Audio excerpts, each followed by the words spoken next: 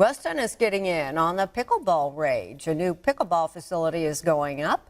Jason Gregory was there today to hear more about it. Jason?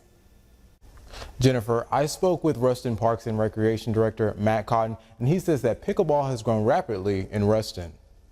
And some of the tennis courts have been repurposed into pickleball courts. And due to this, Cotton also shared his excitement about the new facility.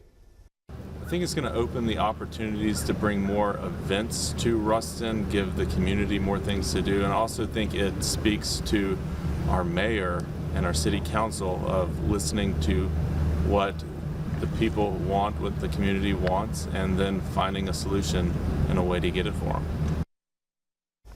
There's no completion date set, but use of the courts will be free.